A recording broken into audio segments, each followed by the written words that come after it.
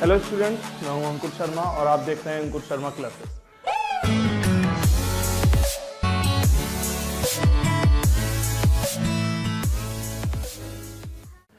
Hello students, आज जो हम टॉपिक पढ़ने वाले हैं अगेन ट्रिग्नोमेट्रिक में आपका नेक्स्ट टॉपिक है, जिसमें एंगल्स की हेल्प से हम वैल्यूज़ को फाइंड करते हैं। इससे पहले आप पिछली क्लास की जो वीडियो है वो आप एक बार जाके सर्च कर लीजिए। अगर आपने वो नहीं पढ़ी है, आप पहले उसे स्टडी कीजिए, उसके बाद इसे कीजिएगा, क्योंकि इन दोनों का आपस में लिंक होने के चांसेस रहते हैं और बिना उसके आपको हो सकता है कि इसमें प्रॉब्लम आए। अभी हम देखते हैं। इसके लिए हमें सबसे पहली बात जो आज मैं आपको पढ़ाने जा रहा हूं, आपको एक टेबल याद करनी होगी। ठीक है, एक छोटी सी टेबल है जिसे याद करनी होगी। अगर आप पूरी टेबल उसे बहुत अच्छे से याद कर लेते हैं तो ज़्यादा बेटर है और उसे याद करने में कोई प्रॉब्लम वाली बात नहीं है। देखिए, आज हम आपको ये टेबल नोट करा देंगे। कुछ नहीं करना, रोज सिर्फ एक बार टेबल को रीड कर लीजिए। एक बार इस टेबल को रीड करने में जो आपको टोटल टाइम लगेगा वो लगेगा अराउंड 1 मिनट 60 सेकेंड्स सिर्फ, और उससे आपको मुश्किल से 1 वीक में पूरी टेबल याद हो जाएगी। ठीक है, आप अपनी पर्सनल चॉइस अगर आपकी है तो आप एक बार की जगह 5 बार भी पढ़ सकते हैं। 5 मिनट का टाइम लगेगा, इससे ज़्यादा टाइम आपको टेबल को रीड करने में नहीं लगता। ठीक है, अगर आप वो नहीं करते हैं तो थोड़ा सा एक लंबा मेथड होता है, कैलकुलेटिव मेथड होता है, जिसमें आपको सिर्फ एक ही लाइन याद करनी पड़ती है, बाकी सारी चीज़ें आपको वैसे ही ऑटोमेटिकली आ जाती हैं।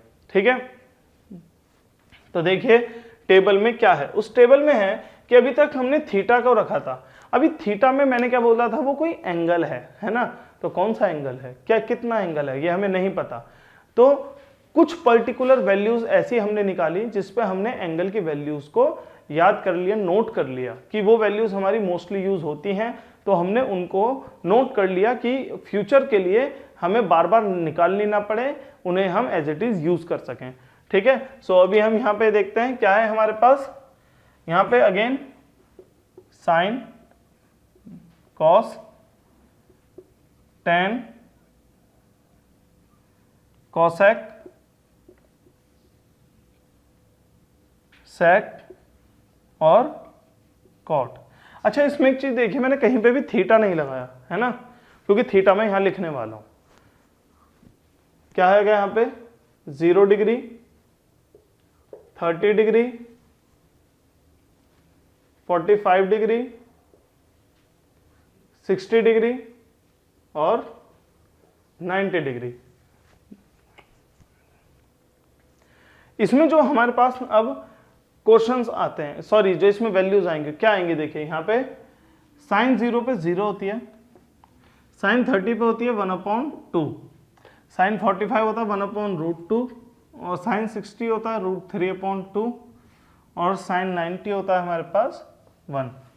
अगर आप इस लाइन को याद कर लेते हैं, अगर आप इस लाइन को याद कर लेते हैं तो इसके आगे आपको कुछ भी याद करने की जरूरत नहीं है, आपका एज इट इज सारा हो जाएगा। और पूरी ही टेबल याद कर लेते हैं वो ज़्यादा बेटर है, क्योंकि उसमें आपका टाइम वेस्ट नहीं होता। जब क्वेश्चन आते हैं तो डायरेक्ट पता होता है कि किसकी क्या वैल्यू है। तो दिखाते हैं मैं कैसे आगे होगा। देखिए, कॉस में जो साइन की वैल्यू है एग्जैक्टली उसे उल्टा कर दीजिए। ठीक है, पीछे से शुरू कर दीजिए। क्या लिखा है, 1√3/2, 1/√2, 1/2, 0। ठीक है, इसके बाद क्या हमारे पास टेन। टेन क्या होता है हमारा, टेन होता है साइन अपॉन कॉस, ये आपने पढ़ा था है ना। तो हम साइन अपॉन कॉस करते चले जाएंगे। 0/1 0। ठीक है, 1/2/√3/2। इसे जब हम दोनों को सॉल्व करेंगे, देखिए यहां मैं सॉल्व करता हूं, क्या है 1/2/√3/2। ये अपॉन 2 से अपॉन 2 कटेगा, क्या बच जाएगा 1/√3। ठीक है, सो क्या आ गया है 1/√3। 1/√2 से 1/√2 दोनों सेम नंबर है, डिवाइड होंगे, क्या बचेगा 1। यहाँ पे हम डिवाइड करते हैं √3/2/1/2, तो ये 2 से 2 कट गया, क्या बच गया ऊपर √3 बच गया, तो यहाँ पे आ जाएगा √3। 1/0। देखिए, किसी भी नंबर को अगर हम 0 से डिवाइड करते हैं तो उसका आंसर क्या होता है, नॉट डिफाइंड, हमें पता ही नहीं है, इनफाइनाइट का साइन लगा देते हैं या फिर n.d लिख देते हैं, आपकी मर्जी है। ठीक है, इसके बाद आते हैं कॉसेक में। देखिए कॉसेक क्या होता है, 1/sin, पता है ना आपको, सो साइन के जितने भी आपकी वैल्यूज हैं उन सबको सिर्फ रेसिप्रोकल करते चले जाएंगे। तो क्या हो जाएगा 1/0 इन्फानाइट, 1/1/2 2 ऊपर जाके मल्टीप्लाई हो जाएगा 2, 1/1/√2 अगेन इसका रेसिप्रोकल क्या हो जाएगा √2, इसका रेसिप्रोकल 2/√3, 1 का रेसिप्रोकल 1। ओके, सेक किसका होता है, कॉस का रेसिप्रोकल होता है ना। सो 1 का रेसिप्रोकल 1, √3/2 का रेसिप्रोकल 2/√3, 1/√2 का रेसिप्रोकल √2, 1/2 का रेसिप्रोकल 2, 0 का रेसिप्रोकल यानी कि 1/0 क्या हो जाएगा इन्फानाइट। ओके, अब यहाँ पे आता कॉट, कॉट क्या होता है, tan का रेसिप्रोकल होता है, कॉट इज इक्वल टू 1/10 होता है ना।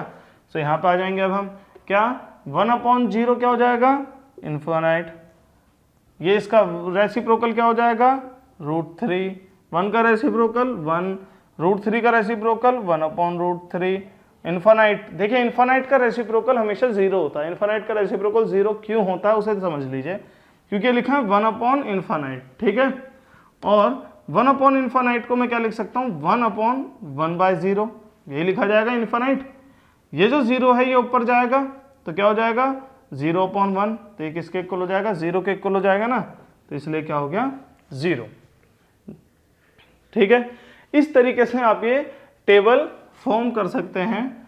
ठीक है, अभी आपको स्क्रीन पे पूरी टेबल बनी हुई मिलेगी, तो इसे आप नोट कर लीजिए। और मैं आपको बता दूं ये टेबल बहुत ज़्यादा काम की है, बहुत ज़्यादा इसका यूज़ है। सिर्फ इसी बार नहीं, जब तक आप मैथ्स पढ़ेंगे या साइंस में कोई भी सब्जेक्ट पढ़ेंगे, लेटर सपोज आप आगे फिजिक्स ही पढ़ें, तो भी आप ट्रिग्नोमेट्री से पीछा नहीं छुड़ा सकते, ये बात आप ध्यान रखिए। तो इसीलिए इसे बहुत अच्छे से करना है, इसमें बिल्कुल भी लापरवाही आपको नहीं बरतनी है। ठीक है, आप ऐसा सोच भी नहीं सकते कि चलो ट्रिग्नोमेट्री छोड़ देते हैं बाकी काम तो हो ही जाएगा, तो ऐसा नहीं करना है। आपको ये बहुत अच्छे से करनी है, इसका एक एक कंसेप्ट बहुत अच्छे से समझना है। चलिए अब यहाँ पे हम आगे देखते हैं इनका यूज कैसे होता है और क्या होता है। ठीक है, सो इनका यूज ये है कि क्वेश्चन में जहां पे हमें थीटा लिखा हुआ था वहां पे हमें डायरेक्ट कोई एंगल लिखा होगा और सिर्फ उसके क्वेश्चंस को सॉल्व करना होगा हमें। ठीक है, उसमें बेसिकली हमें सिर्फ और सिर्फ कैलकुलेशन करनी होगी और कुछ नहीं है। देखिए किस तरीके से कैलकुलेशन करनी होगी वो मैं आपको दिखाता हूं। जैसे कि हमारे पास यहाँ पे क्या लिखा हुआ है, हमारे पास यहाँ पे है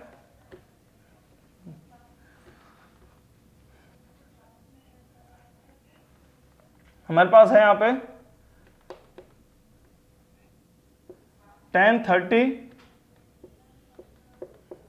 प्लस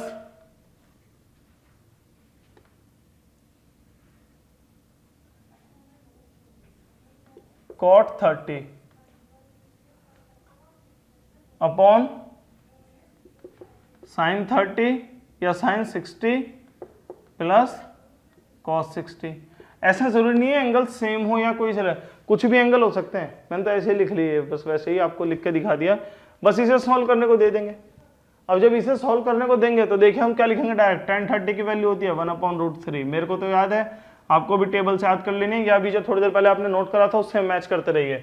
cot 30 क्या होता है आपका √3 अपॉन sin 60 क्या होता है आपका √3/2 प्लस cos 60 क्या होता है 1/2। ठीक है, इनको हम सॉल्व करेंगे। सॉल्व करते वक्त हम क्या कर लेंगे, इसमें देखिए इन दोनों में एलसीएम लिया जाएगा, तो एलसीएम के वक्त क्या हो जाएगा 1 प्लस √3 इंटू √3 क्या होगा 3/√3 अपॉन में इन दोनों में एलसीएम ले जाएंगे क्या हो जाएगा 2, और यहाँ क्या बच जाएगा √3 प्लस 1, ये 2 ऊपर जाएगा और ये √3 नीचे आ जाएगा, तो ऊपर क्या है 1 प्लस 3 क्या है 4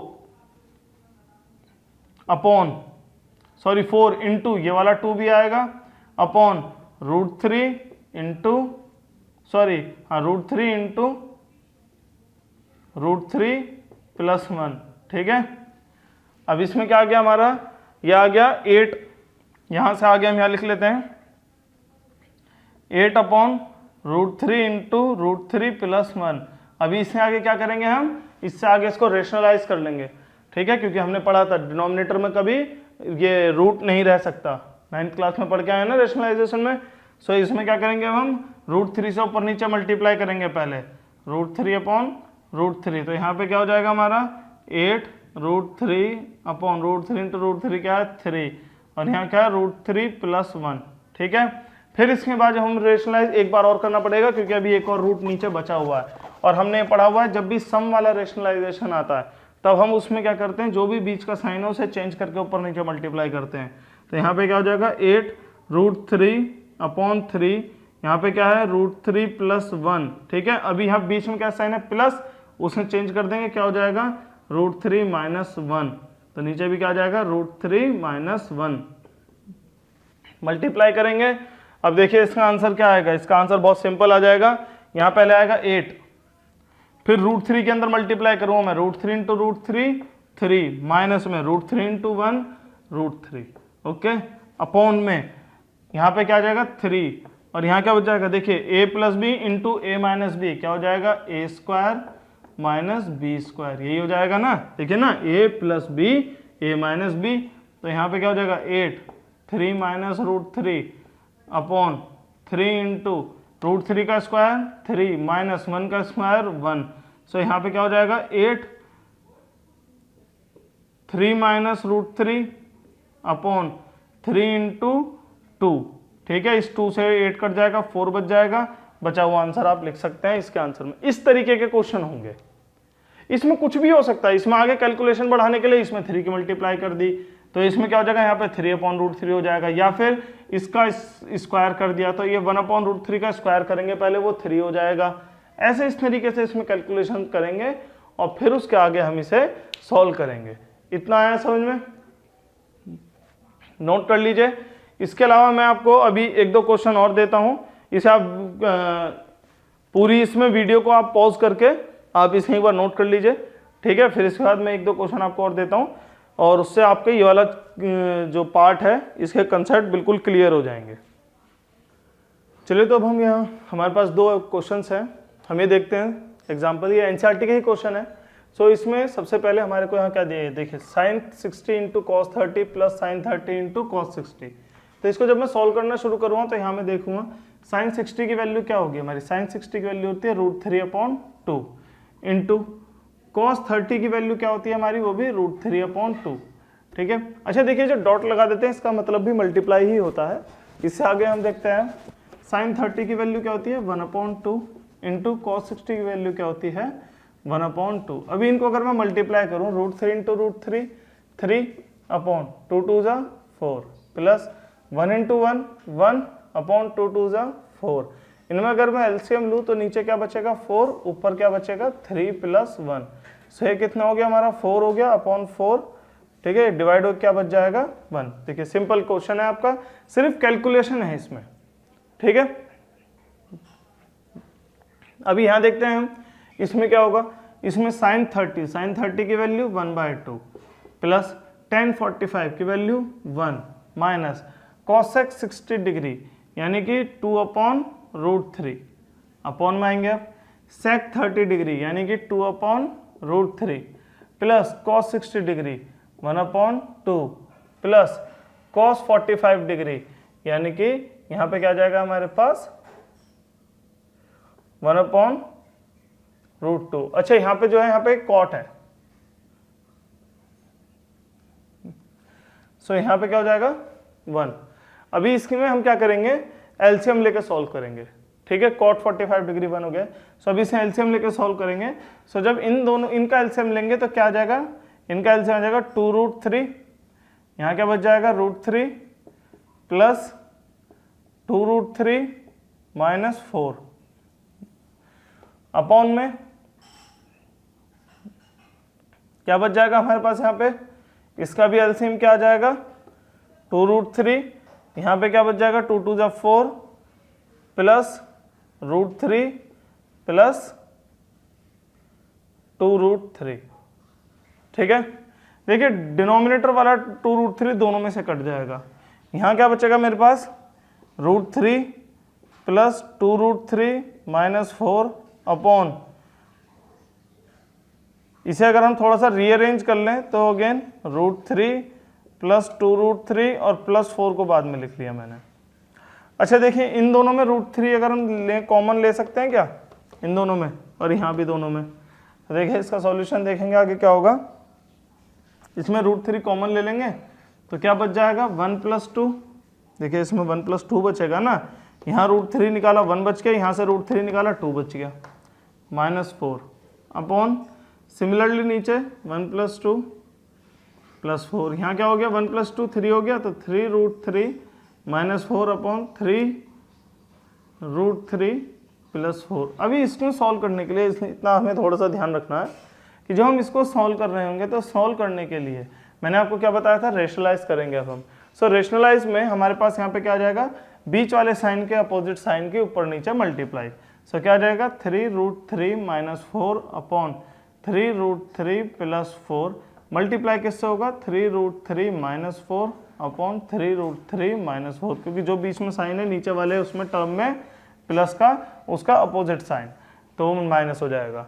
अभी देखिए ऊपर तो क्या होगा a - b का होल स्क्वायर हो जाएगा, 3√3 - 4 का होल स्क्वायर है ना, यहाँ पे हो जाएगा। अपॉन में क्या हो जाएगा a + b, a - b किसका होता है a² - b², यही तो होता है, ठीक है। सो अब यहाँ पे इसका होल स्क्वायर बनाएंगे, 3√3 का स्क्वायर क्या आ जाएगा आपका, यह आ जाएगा 9 3 जा 27 प्लस b का स्क्वायर क्या आ जाएगा 16 माइनस 2 4 जा 8 3 जा 24√3 अपॉन नीचे अगर हम सॉल्व करते हैं इसे, ये हो जाएगा 27 - 16। अब बस इसे हम सिंपल सॉल्व कर लेंगे। 27 + 16 क्या हो जाएगा हमारे पास, 6 और 7 13 का 3 कैरी और 1 4 माइनस 24√3 अपॉन 27 में से 16 को अगर हम माइनस करेंगे कितना बच जाएगा हमारे पास 11, ठीक है। ये हमारे पास आंसर आ गया। सो इसी तरीके से इसके क्वेश्चंस हमारे सॉल्व होंगे। किसी जगह पर अगर होल स्क्वायर हो सकता होगा तो उसमें हम स्क्वायर कर देंगे, डिवाइड हो सकता है, क्यूब हो सकता है, ये सिंपल बाकी मैथमेटिकल कैलकुलेशंस है। सो इन क्वेश्चंस को आप एक बार नोट कर लीजिए और इसी के बेसिस पे आप आगे क्वेश्चंस एक बार प्रैक्टिस कर लीजिए। कोई भी प्रॉब्लम आती है आप हमसे पूछ सकते हैं हमारे या तो कमेंट सेक्शन में या फिर हमारे इसमें जो हमारे डिस्क्रिप्शन में टेलीग्राम का लिंक गिवन है। आज के लिए इतना ही काफी।